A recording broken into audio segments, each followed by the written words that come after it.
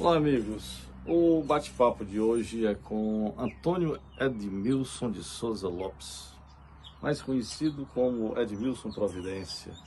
Vamos falar um pouco sobre sua história, sobre a sua origem, sobre as suas andanças, sobre as suas realizações.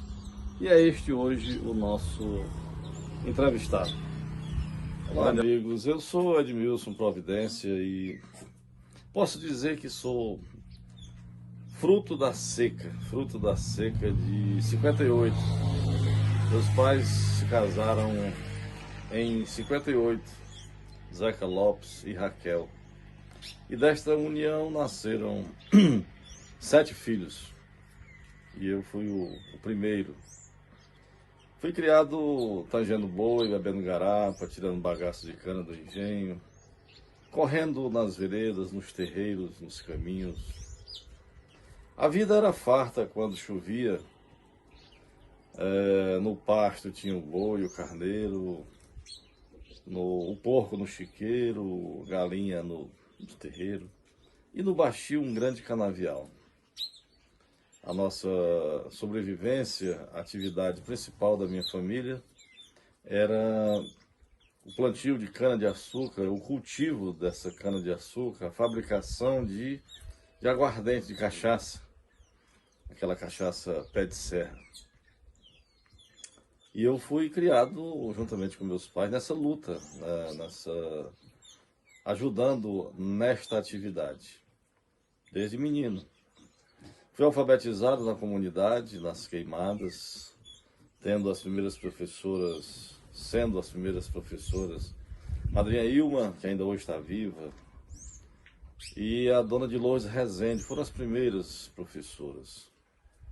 Chegando ao término da 3ª série, naquela época tinha uma dificuldade muito grande para se colocar um filho para estudar na cidade. Precisava o pai ter muita condição, que quase todos não tinham essa condição, ou então alguém com muita amizade que cedesse um espaço lá para que o filho fosse morar naquela residência. E assim aconteceu comigo. Meu pai tinha um casal muito amigo, o seu Pedrosa Galdini, a dona Dalva Coelho, e eles me receberam na sua residência, ali em Crateús, ali na Padre Macedo, e lá eu iniciei. Fiz aquele exame de admissão naquela época, né? Do 3º para o 4º ano, fui admitido e comecei a estudar na Amadeu Catunda, em Crateús. Bom, antecipando as etapas aí, eu fui em seguida para Fortaleza, para fazer o vestibular. Eu sempre me dei bem com as ciências exatas e decidi fazer o vestibular para física. Assim eu fiz, fui aprovado em 1979, no 2º semestre, para o curso de física.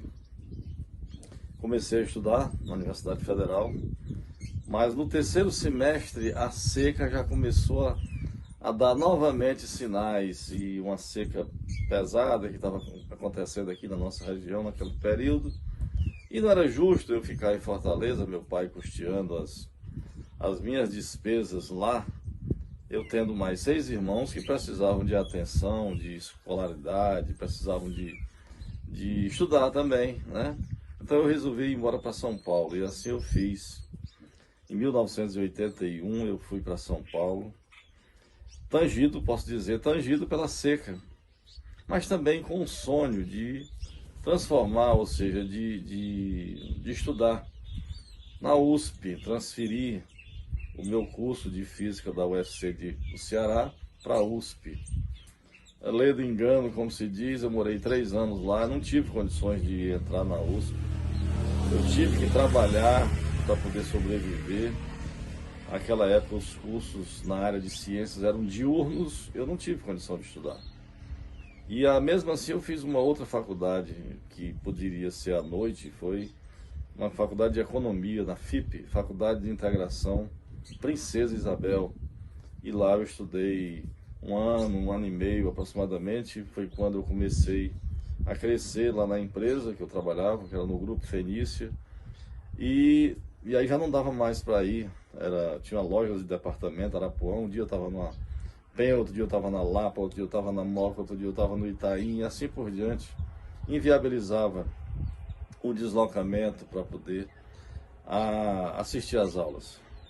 3 anos após, a situação aqui no nosso sertão amenizou, a chuva voltou a banhar o nosso sertão e eu voltei para o Ceará.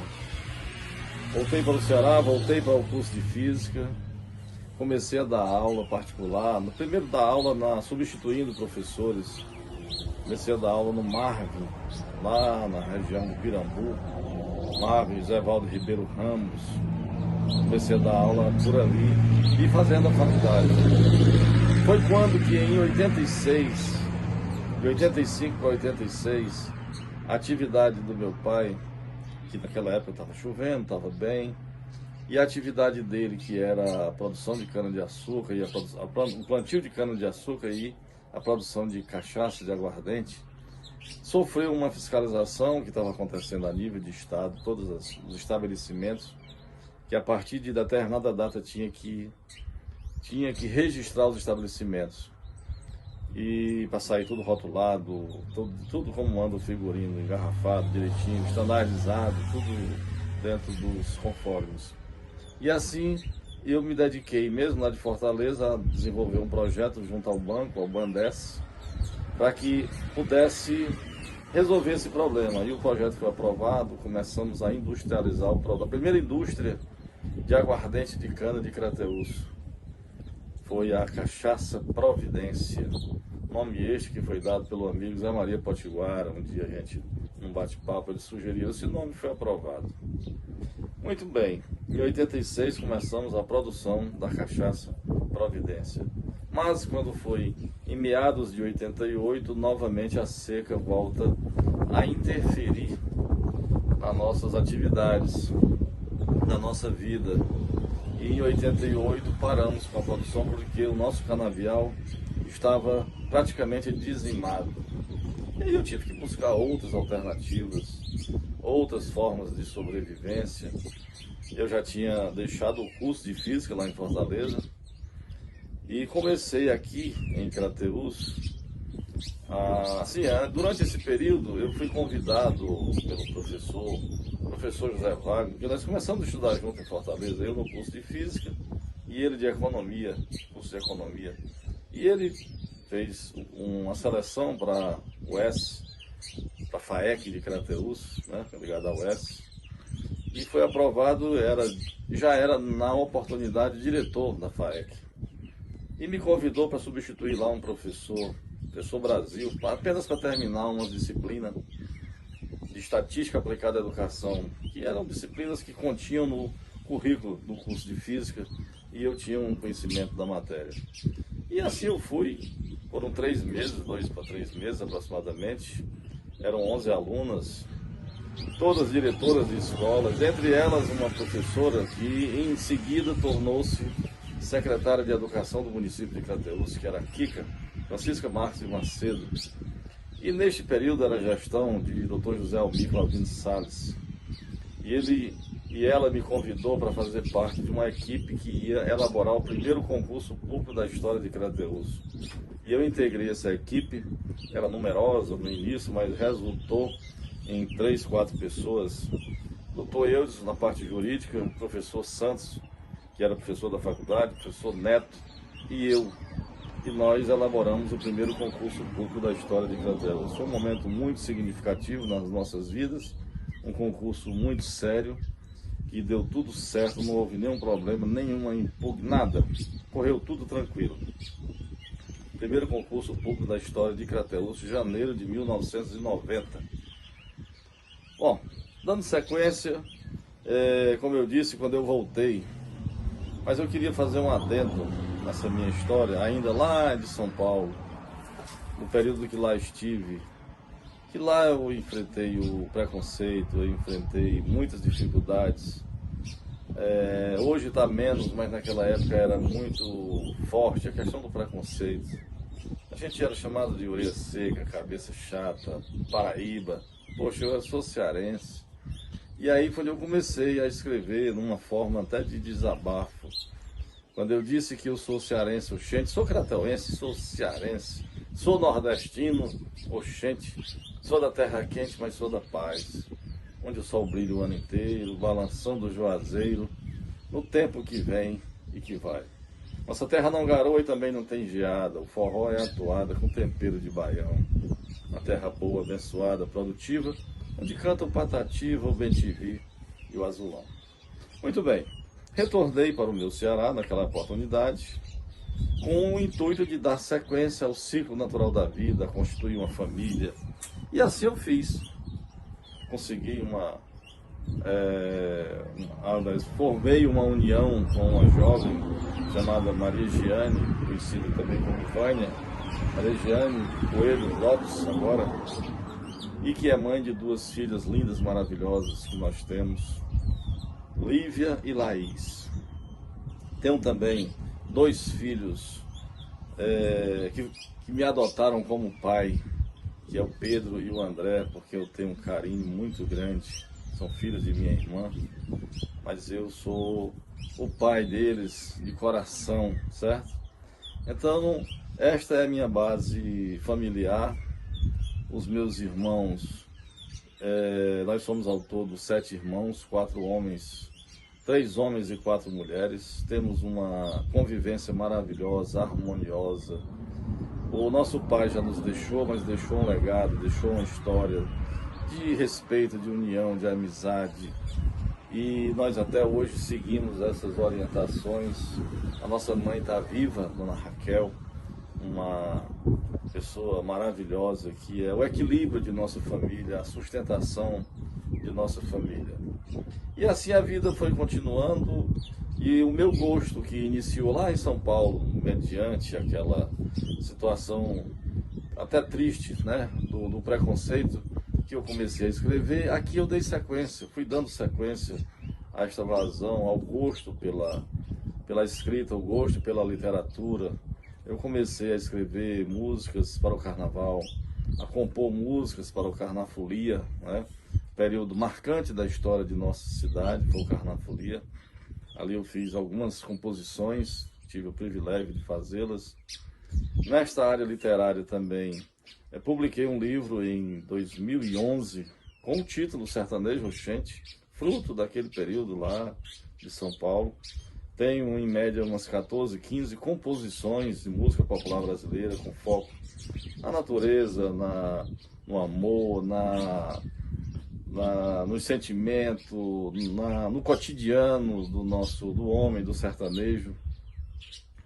Tive a oportunidade de ser o único cearense classificado num festival nacional, o Festival do Cangaço, que aconteceu em Serra Talhada, Pernambuco.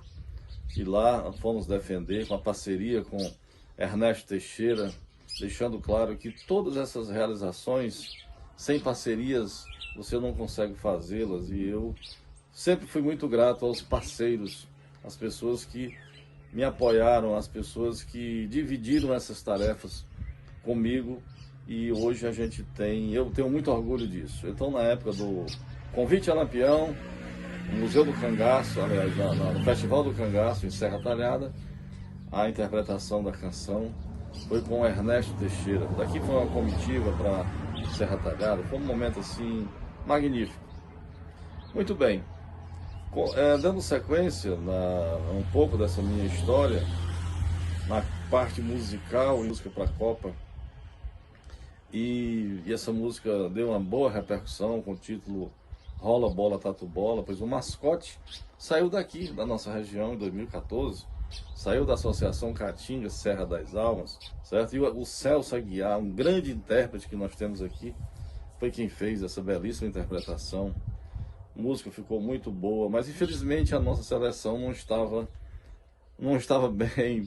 Perdeu logo de 7-1 para a Alemanha, foi um vexame total. Perdemos a Copa, perdemos a oportunidade de ver a nossa música despontar no cenário nacional. Mas enfim, isso faz parte. Consegui fazer algumas mídias dentro desse meu trabalho, com também apoio de um amigo que trabalhava na época na Globo, juntamente com o Faustão. Levou meu livro, esse meu livro foi divulgado lá na vitrine do Faustão, deu uma repercussão muito boa a nível nacional. Tive o privilégio também de estar com Rolando Boldrin no seu programa Senhor Brasil. Programa este que nos inspirou a fazermos um programa aqui no nosso sertão com o título Senhor Sertão, nos mesmos moldes do Senhor Brasil, do Rolando Boldrin. E já fizemos aqui algumas apresentações, posso dizer, juntamente com os parceiros, com Avelar Macedo, com o Chico de Abreu, com o Manelzinho, com o Celso, e enfim, com parceiros que estão sempre juntos durante essa caminhada musical, literária, e eu só tenho a agradecer o apoio desses amigos. O tempo foi passando e eu, já retornando aqui ao Ceará, aqui ao nosso sertão, eu ingressei. Bom, primeiro eu montei na parte musical, eu tenho que fazer referência a 2014, a música que foi feita para a Copa, né? Com o título Rola Bola Tatu Bola. A música é a parceria Ernesto Teixeira e a interpretação de Celso Aguiar. Foi uma bela canção. Infelizmente a nossa seleção não fez o dever de casa, né? Perdeu logo para a Alemanha de 7-1. E aí acabou aquele nosso sonho de ver a nossa música despontar, né? no cenário nacional. Mas foi um momento assim muito interessante. E por conta disso foi feito um documentário, né? Um documentário que foi feito pela TV Cultura de São Paulo, um documentário para o Ministério da Cultura, que tem o título, tá até no YouTube aí, Tatu Que Bola É Essa? Um documentário muito interessante que conta a história da Copa, a história do Tatu Bola, certo? Nesse período também eu tive o privilégio de ter meu livro, a contracapa de uma publicação da escritora alemã contando a história da Copa, Ingrid Schauborer, e a música, a letra da música Rola Bola Tatu Bola foi inserida na contracapa desse livro. Foi muito gratificante também, né? O reconhecimento. E com relação à parte musical, são várias canções com vários intérpretes, dentre eles o Ernesto Teixeira, Celso Aguiar, Manelzinho, Paulo André, Chico de Abreu, GG, Dinha Lima, certo? Então todos esses fizeram parte do nosso trabalho musical, né? Foram intérpretes de minhas composições, a quem eu devo muito, né? Pela parceria, né? E é isso, a gente continua por aqui tentando trazer a cultura aqui para o Juremal, trazer o entretenimento, receber aqui os artistas, os nossos músicos, os nossos talentos aqui no Juremal, através do meu programa, o Provcast.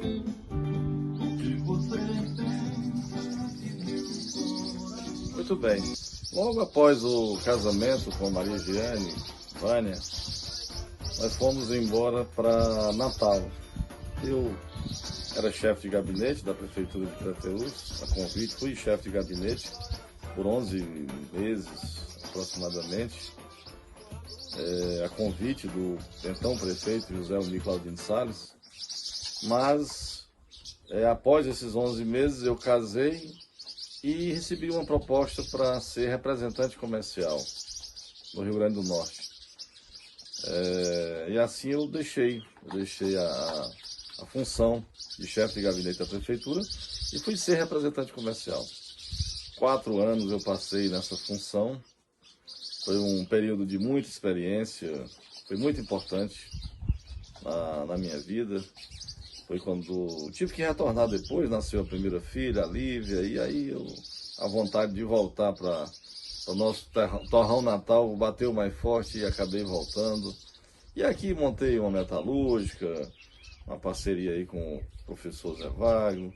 Essa metalúrgica não vingou muito e em seguida eu entrei estava se criando em Crateús o CVT, Centro Vocacional Tecnológico. Aí esse centro ia ter laboratórios, laboratório de física, de química, de biologia, e aquilo me chamou a atenção, me despertou o interesse E eu batalhei até entrar nesse órgão. Entrei como assistente, e aí me tornei diretor desse órgão. Através dele conseguimos executar várias ações aqui na nossa região. Foi um período assim muito importante. Tinha a finalidade de capacitar os jovens da nossa região. Cursos diversos. Aqui nós fizemos o primeiro curso de mecânica de motos. Foi iniciado aqui em Crateús, no CVT daqui. Mas eles tinham eletricista predial, bombeiro hidráulico, manutenção de computadores, mecânica automotiva, vários e vários cursos. Borracheiro, soldador, tinha inúmeros cursos. E na área agropecuária, nós implantamos aqui, naquela época era o governo Lúcio Alcântara, e tinha um projeto chamado FECOP, Fundo Estadual de Combate à Pobreza, e nós implantamos a apicultura naquele período.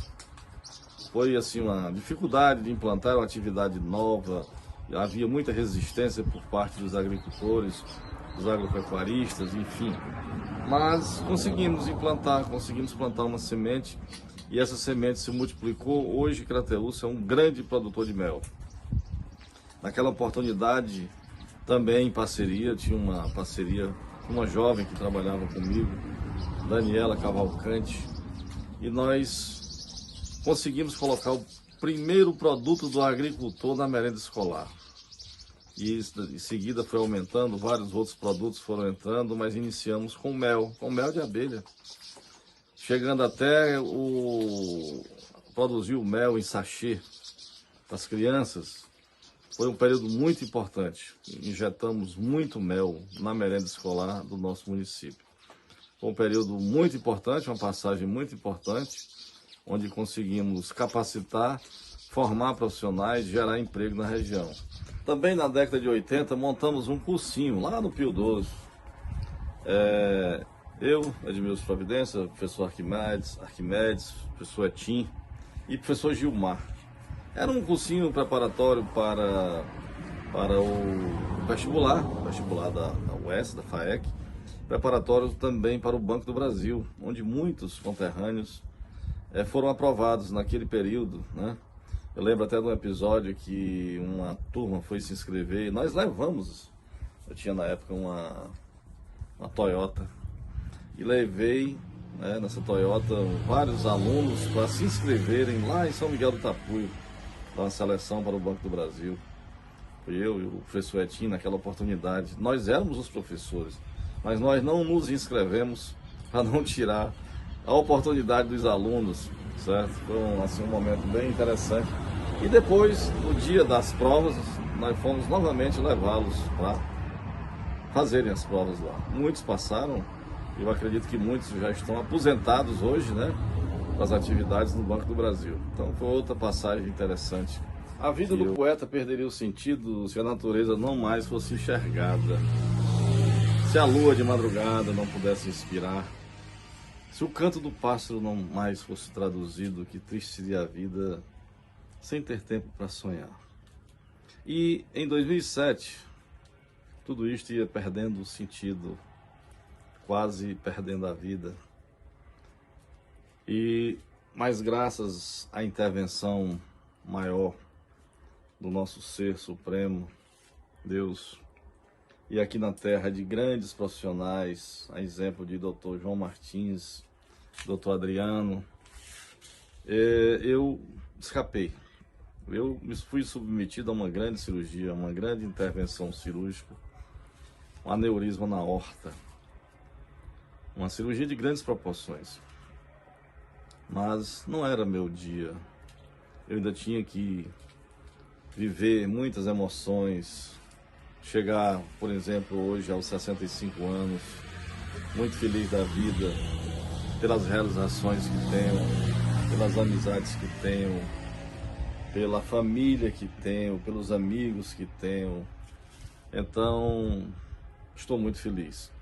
E lá na mesa do Centro Cirúrgico, Dr. João Martins leu a poesia que eu havia entregue para ele, que dizia o seguinte: o coração do poeta é forte, é valente, é quem manda sangue para o corpo, destinando mais para a mente.